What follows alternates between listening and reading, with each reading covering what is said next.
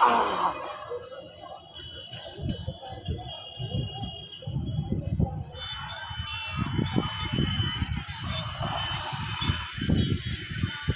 पाय दुखा लागले, पण पाय ही दुखणं सुद्धा का नाही लय गोड वाटते। आता तुम्ही म्हणसाल पाय दुखणं कुठं गोड वाटत असतं होय, पण वाटतंय। पांडुरंगा शपथ सांगतो, माऊली शपथ सांगतो, हे असं पाय दुखणं लय गोड वाटतंय। जेव्हा एखादी स्त्री प्रसूत होत असते का नाही, जेव्हा बाळंत होत असते का नाही, तेव्हा तिला लई यातना होतात, मरण यातना, इतक्या प्रसूती वेदना होतात की बाळंतपणानंतर बाईचा नवा जन्म होतो असं म्हणतात।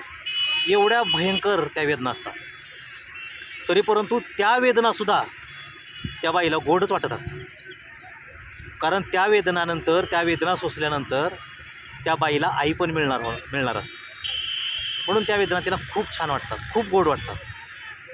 तसंच वारकऱ्याचं सुद्धा आहे। ही गटकेभराचं हात दुखणं, पाय दुखणं, कंबर दुखणं हे थोड्या वेळासाठी असतंय, पण किती जरी दुखलं का नाही लय गोड वाटतंय का।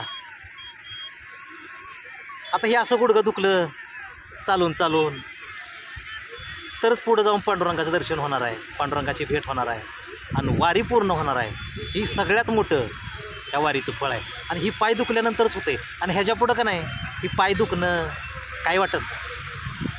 मला सांगा, जर त्या स्त्रीला बाळातपणाच्या वेदना जीव घेण्या वाटत असत्या, नकोशा वाटत असत्या, तर दुसऱ्या लेकराचा बाईनं प्रयत्न केला नसता, दुसऱ्या लेकराची आशाच तिनं केली नसती। तसं वारकऱ्याचं सुद्धा एकदा असं हातपाय दुखला असतं, त्यानं वारद्या अर्ध्यावर सोडून गेला असता आणि पुन्हा दुसऱ्या वारीकडे फिरकला सुद्धा नसता।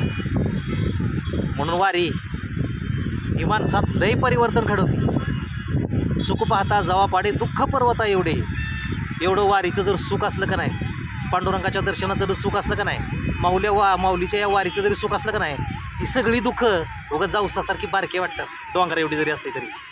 आणि हीच माऊलींची कृपा, हाच पांडुरंगाचा आशीर्वाद, आणि हीच पंढरीची वारी। मला काय म्हणायचं ते कळलं असेल तुम्हाला। रामकृष्ण हरी।